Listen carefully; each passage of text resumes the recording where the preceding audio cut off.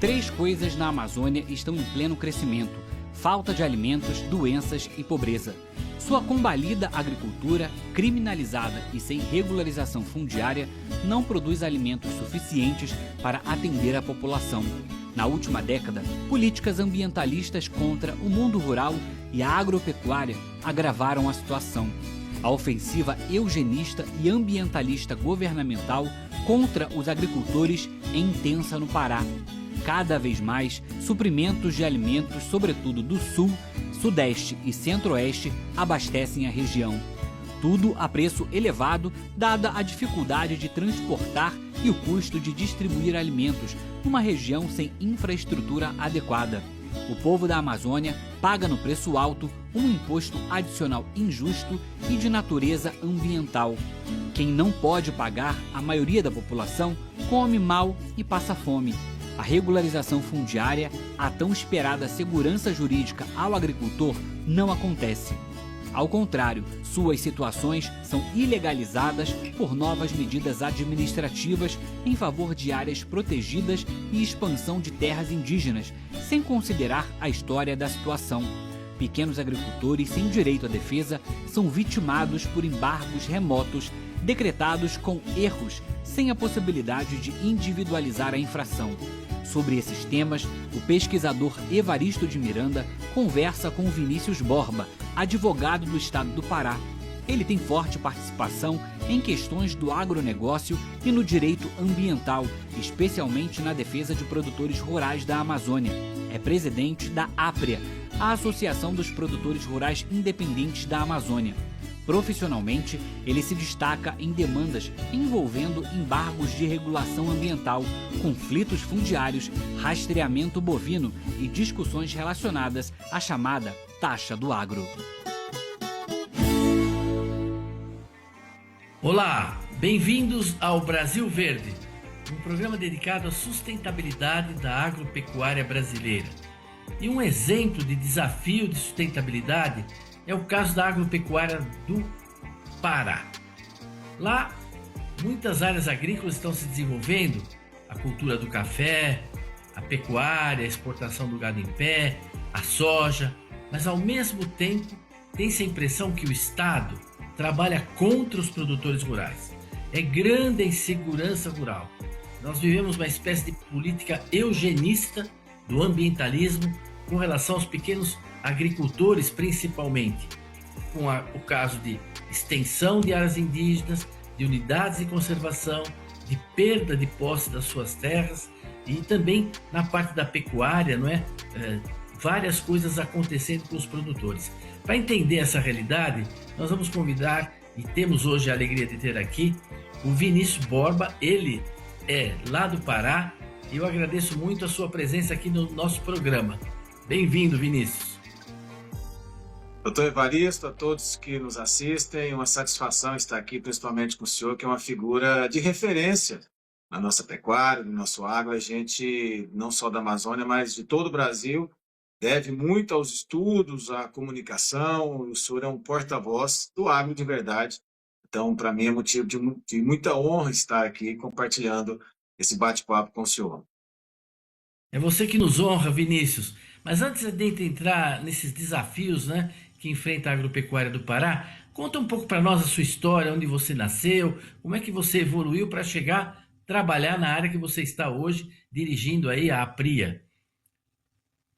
Eu sou um goiano, nasci em Ceres, ali aproximadamente 170 quilômetros de Goiânia, e aos 6 anos de idade eu fui para Araguaína. Na década de 80, mais ou menos de 86, os meus avós maternos vieram para o estado do Pará, mais precisamente na cidade de Xinguara e Sapucaia, aqui no sul do Pará. E aí a família, projetando melhores qualidades de vida, saiu do Goiás em 87, quando eu tinha apenas 6 anos, e viemos para Araguaína. Meu pai exerceu atividade de confecção, a gente tinha uma fábrica de roupas em Araguaína, e na década de 90, mais ou menos 92, 93, ele adquiriu a primeira propriedade rural em Tucumã, e ficamos ali até alguns anos. Depois compramos, no ano de 2000, uma propriedade rural onde se fala do Iriri, né, a região do Iriri, que é no município de Altamira, mas entrando o acesso nosso é por São Félix do Xingu. A gente não consegue acessar por estrada de Altamira, que é a sede do município, para a nossa fazenda. A gente tem que dar a volta em Marabá, mais de 1.000 quilômetros, se quisermos ir de carro da nossa fazenda até Altamira, que é o município sede. E aí fui para Goiânia, na época de faculdade, cursei Direito, sempre tive a vocação de advogado, sempre gostei da área, sempre quis ser advogado. E no meio da faculdade, doutor, por incrível que pareça, nós fomos surpreendidos por uma unidade de conservação ambiental. Em 2002, 2003, começou-se os trabalhos de criação do que é hoje a APA Triunfo do Xingu, sobre nossas fazendas.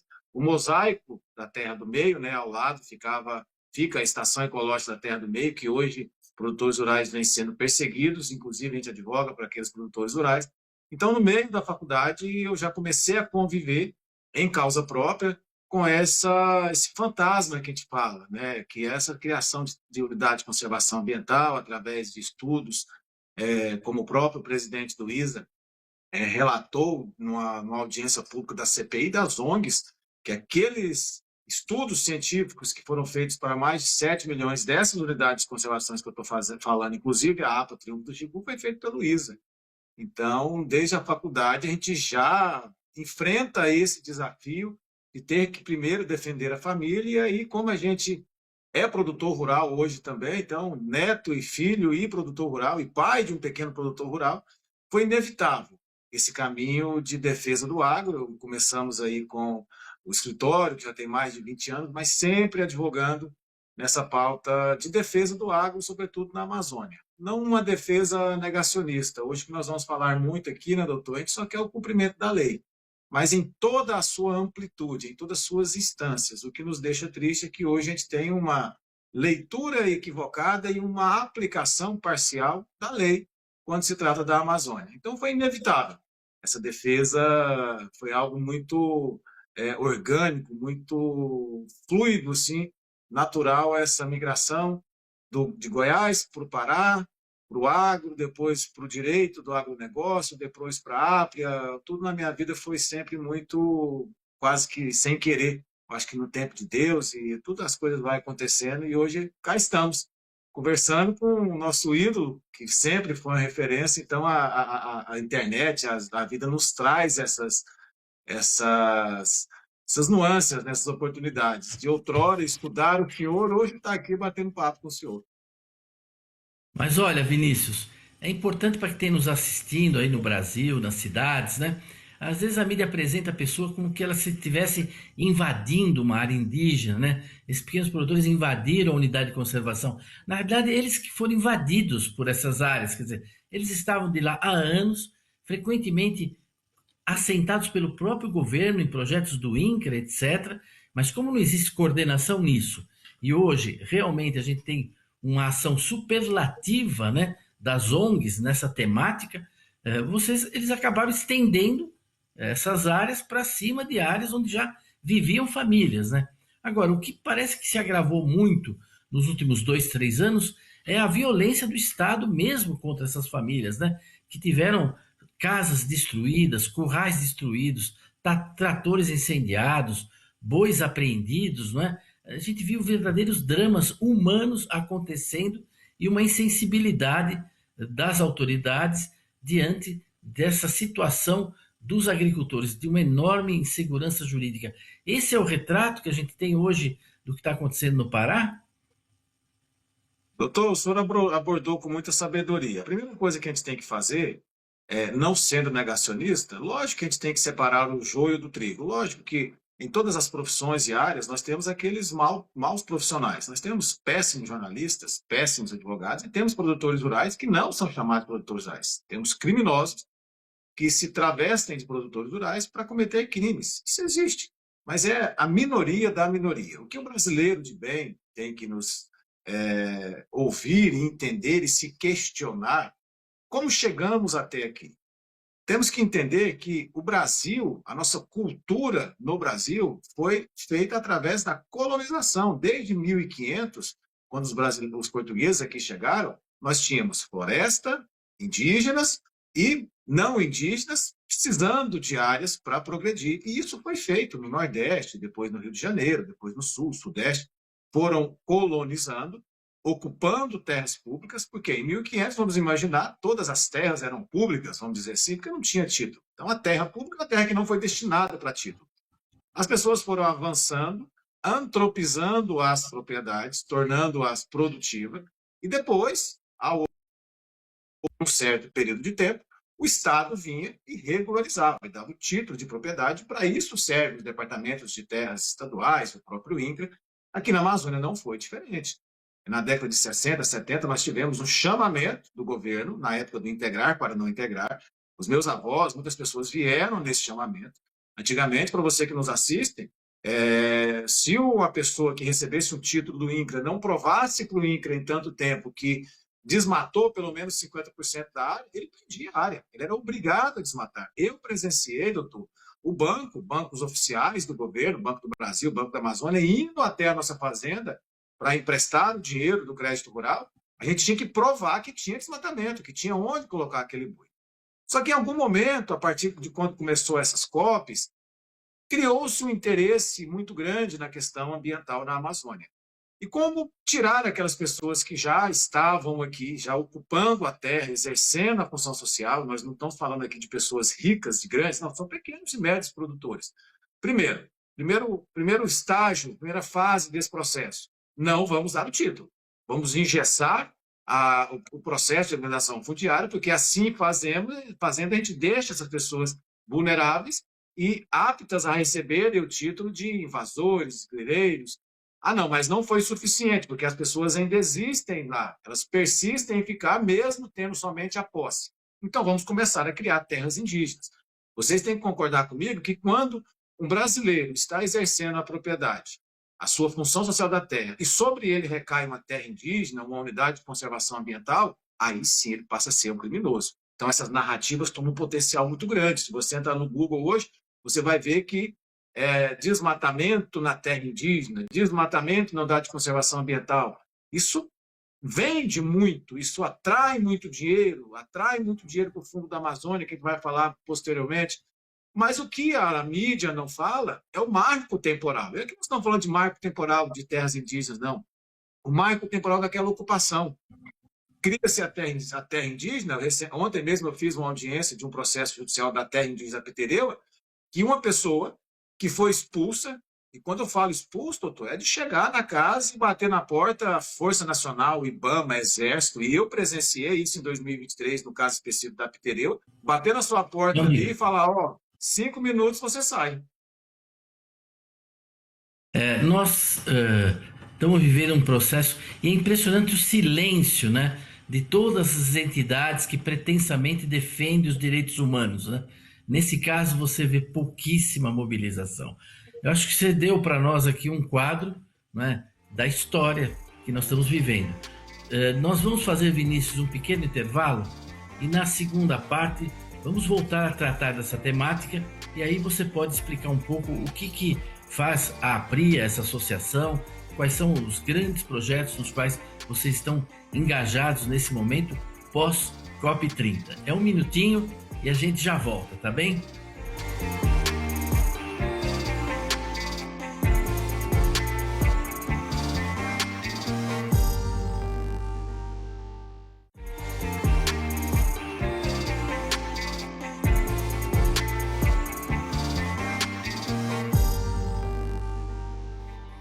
Olá, estamos de volta no Brasil Verde, conversando com Vinícius Borba, que é o presidente da Associação de Produtores lá do Pará, a APRIA, mas que atua em outros estados, que foi crescendo na Amazônia, na defesa desses agricultores, que hoje praticamente estão abandonados, são vitimados pelo eugenismo ambientalista, por uma superlativa política indigenista que estende terras indígenas em locais onde não existem índios e nem havia índios. Enfim, estamos diante de um processo muito grave contra a agropecuária no Pará, de grande insegurança. E pior, não é, com essa violência de queimar máquinas, queimar casas, expulsar pessoas, etc. Vinícius, como está a situação hoje e para onde vocês estão atuando? Como você vê a perspectiva futura? Doutor, a situação hoje está alarmante. porque criou-se uma lupa sobre essas propriedades dessas pessoas que já estavam lá e depois foi criada essas terras indígenas, unidade de conservação ambiental. Então, lógico que quando eu vou, o que o brasileiro tem que entender é o seguinte: nós temos o direito de desmatar 20% da nossa Amazônia. Isso é fato. Nós não desmatamos nem 13%, nem 14%. A própria Embrapa, durante a Copa, noticiou que 83,7% da floresta amazônica está preservada. Então, o Amazônica é o único que cumpre a lei. Porque se eu for, talvez, no Cerrado e no Centro-Oeste e no Sul e Sudeste, vocês não vão ter esse percentual. Então, o Código Florestal está sendo cumprido, porque 83,7% está preservado. Só que essas pessoas não têm documento. E para mim conseguir a licença, que é a autorização de supressão vegetal, a licença de desmatamento, eu tenho que ter o título da minha propriedade. Como eu não tenho, eu fico com duas opções. Ou eu vou continuar pobre o resto da vida, ou eu vou avançar sobre a floresta. Porque o brasileiro de bem tem que entender o seguinte: a pecuária é uma economia de multiplicação. Chega uma hora que a propriedade satura, não cabe mais nada. Vocês do Sul, Sudeste, têm um título para dar de garantia num crédito rural e intensificar a sua propriedade e produzir mais em menos espaço. Aqui na Amazônia nós não temos. Quando a gente vai no banco, ele pede o título. O Estado nunca deu título, mesmo eu ocupando a terra há mais de 20 anos. Então, tem duas opções: ou eu vou permanecer estagnado economicamente, ou eu vou avançar sobre a floresta. E eu sempre falo aqui, não existe árvore que resiste à fome. Isso é fato. E hoje aqui na Amazônia a gente vive claramente uma política de floresta em pé às custas do povo pobre. E aí, com isso, cria-se as áreas embargadas. Se eu desmatei sem ter a licença, mesmo dentro dos meus 20%, medo de sobrevivência, eu vou ter o embargo. Aí o embargo, junto com o PRODES, junto com a terra indígena, junto com a unidade de conservação ambiental, cria-se uma mancha vermelha sobre minha propriedade. E ali abre-se o canal direto para que os órgãos venham fazer essas matérias bombásticas, lacradoras, que vendem muito na mídia internacional, que vocês assistem por aí. Destruímos tantos maquinários, apreendemos tantas cabeças de gado, mas ninguém fala que são pessoas que lá estavam. São pessoas que foram colocadas pelo próprio Estado naquele estado de irregularidade. Então, o que a gente fala: cadê a mão do Estado tão ágil, tão forte e tão pungente como tem para fiscalizar, reprimir e apreender, para nos regularizar? Então, hoje a gente atua muito nessa narrativa. A gente olhou, nós produtores rurais, e falou: pera lá, nós temos 83,4% de floresta preservada. O agro, segundo a Embrapa, ocupa 13%. E não tem ninguém falando isso. Nós temos 70% de propriedades que não têm título. E ninguém fala isso. Então vamos falar? E aí nasceu a APA. Nós já enfrentamos rastreamento bovino, taxa do agro. Agora nós estamos numa luta judicial com o TAC da carne, pedindo, olha que absurdo, doutor, pedindo que o juiz determine que o Ministério Público Federal cumpra a lei. Então a APA surgiu nessa lacuna, nesse vácuo, já que as entidades que nos representam não o fizeram, já que a mídia não quer nos ouvir, ela não vê o nosso lado. Então vamos nos unir, nos engajar em associação e vamos dar no nosso grito que não somos bandidos, sem negacionismo, sem atacar ninguém, mas sendo firme sempre com a resposta, porque por vezes somos atacados também. Não tenho como, doutor, tratar com flores uma pessoa que me chama de bandido. A gente tem que mostrar com certa firmeza. Mas é isso, é o grito de que cá estamos, precisamos de um olhar de regularização e que não aceitamos ser chamados de bandido. Por isso que eu acho que tem nos assistido, deve prestar atenção para evitar esses simplismos, né? As pessoas dizem: não, na Amazônia tem que combater o desmatamento ilegal.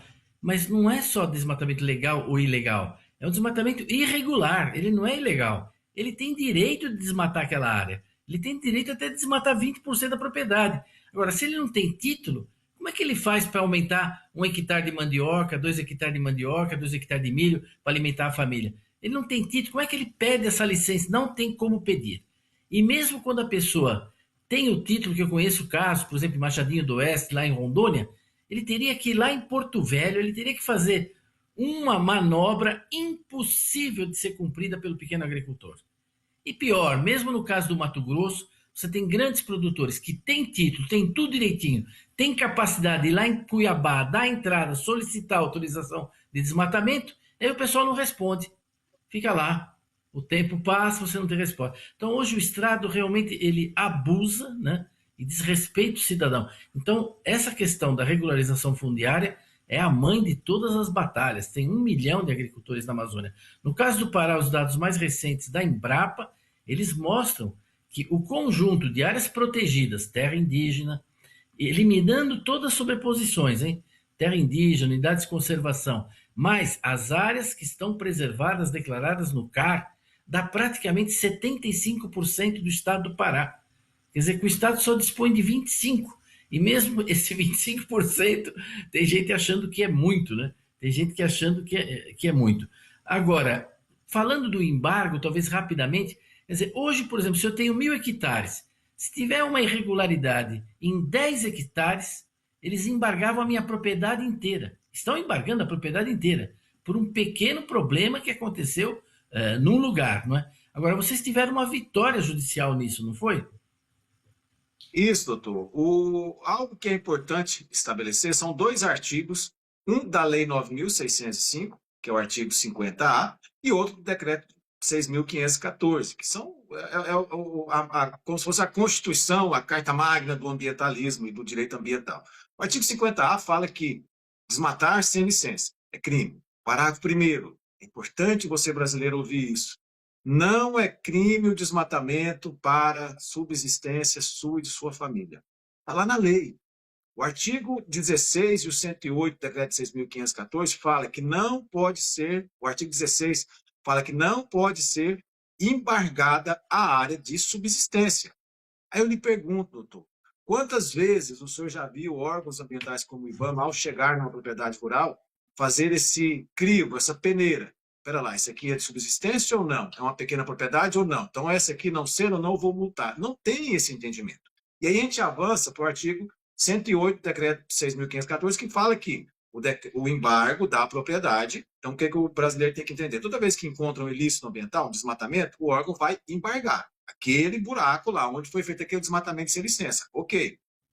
O artigo 108 da lei, do decreto, fala que o embargo restringe-se àquela área, não alcançando as demais áreas da propriedade. Aqui na Amazônia, nós temos um acordo feito entre o Ministério Público Federal e frigoríficos, validado e potencializado por uma ONG chamada Imaflora, que passou a criar os protocolos. Esses protocolos passou a bloquear essa fazenda, que tem apenas uma pequena mancha nela, bloqueá-la totalmente no frigorífico. Só que se eu tenho um boi numa fazenda, aquele boi é a minha atividade comercial, eu tenho que vender. Acabou, levanta as pessoas para a clandestinidade. Ou sai do mercado, ou vende de outra forma. Isso é fato, todos sabem disso. O que a Apria conseguiu foi justamente acionar a Justiça Federal, e aqui o doutor Heitor de Moura, que é um juiz federal aqui de forma brilhante, muito simplória, inclusive, determinou o óbvio, doutor. Ministério Público Federal, Imaflora, cumpra a lei. Restrinja esse bloqueio no frigorífico somente à área do dano. Isso é importante até para a questão ambiental, porque você vai trazer aquele produtor rural de novo para a legalidade, ele vai conseguir vender o seu rebanho da área sem problema, de forma mais tranquila, e vai poder até talvez se capitalizar melhor e se estruturar melhor para regularizar aquele problema ambiental, ou recompor, ou reflorestar. Então isso é Exato. algo que vai, inclusive, proteger o meio ambiente. Você vai começar a trazer regularidade. Agora, hoje, nós estamos aqui aguardando ver o posicionamento do Ministério Público Federal. Pasmem, senhoras e senhores, saber se o Ministério Público Federal vai cumprir ou não a lei. Eu acho que aí você tocou num ponto muito concreto, né? Existe uma expressão muito antiga que diz que é do Mao Tse Tung, né? Que diz ousar lutar, ousar vencer, né? Eu acho que vocês estão de parabéns pela ousadia de lutar e de vencer, né? De ter obtido essa sentença, porque o óbvio tem que ser dito, né? Ele tem que ser dito, por incrível que pareça ainda no Brasil, né? E espero que os frigoríficos e eles cumpram isso, quer dizer, o que é a lei, né? Se embargou 10% da propriedade, 90% não está embargado, né? E eu queria desejar que vocês continuem fazendo esse trabalho. Espero que nós tenhamos outras oportunidades para você vir aqui. O tempo passa muito rápido, né? Mas eu queria te dar a palavra para, nesses últimos minutos finais, você fazer um resumo, deixar a sua mensagem para quem está nos assistindo lá no Rio Grande do Sul, em Santa Catarina, no Nordeste e em outros lugares do Brasil. A mensagem principal, doutor, primeiro de gratidão por tudo que o senhor faz por nós da Amazônia, nós produtores rurais, e pedir que o brasileiro de bem do Brasil conheça a Amazônia. não questione, duvide, sempre que você vê uma frase, desmatamento, Amazônia, vá lá na fonte daquela informação. Geralmente você vai ver uma ONG como Greenpeace, Imaflora, ISA, que são os autores daquela informação. Pesquise por que tantas pessoas, tantos países, e não por coincidência os mais poluentes, doam tanto dinheiro para o Fundo Amazônia. E conheça a verdade da Amazônia. Conheça a gente aqui, somos mais de 30 milhões de pessoas, que hoje, com tristeza, a gente relata que ultrapassamos a região Nordeste em pessoas passando fome. O estado que eu moro hoje, ele arrecada quase que o dobro da arrecadação da média do Brasil. O PIB do Pará é quase o dobro do PIB da média do Brasil, e hoje, segundo o IBGE, o estado do Pará é o estado que tem mais pessoas passando fome. Então, nos conheça, nos dê uma chance de sobreviver. Peço também que os nossos governantes, as nossas entidades, as nossas federações, ousem lutar junto com a gente.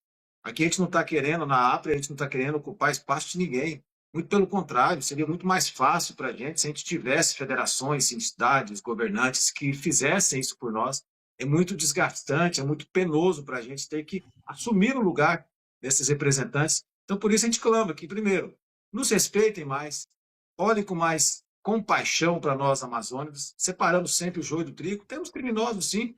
Para esses, o ferro e o fogo. Para esses, o comando e controle e a mão armada do Estado. Agora, para o seu João, para a dona Maria, para o meu pai, para minha mãe, para mim, para minha família que está aqui, é muita injustiça. Então, a gente espera por dias melhores, para que numa próxima oportunidade que a gente fale diretamente aqui da Amazônia com o doutor Evaristo e para todos que nos assistem, a gente traga só notícias boas. A gente não precisa ficar repercutindo desgraça e problemas e aflições. Acho que a gente está na hora de a gente mudar o disso, porque ainda dá tempo de salvar a Amazônia tão querida que a gente tem aqui. Você tem toda a razão. Não pode continuar assim, né? Que hoje o Paraná é quem manda a farinha de mandioca para o Pará, não é? Quer dizer, não é possível que na região da mandioca, no berço da mandioca, que está no dia a dia, não se produza o suficiente, né, de comida, de arroz para atender a própria população, né, e pague aí um alimento super caro. Agradeço muito a sua participação, Vinícius, o seu tempo. Agradeço aqueles que nos acompanharam nesse programa e quero convidá-los a estarem de novo conosco aqui no Brasil Verde na semana que vem.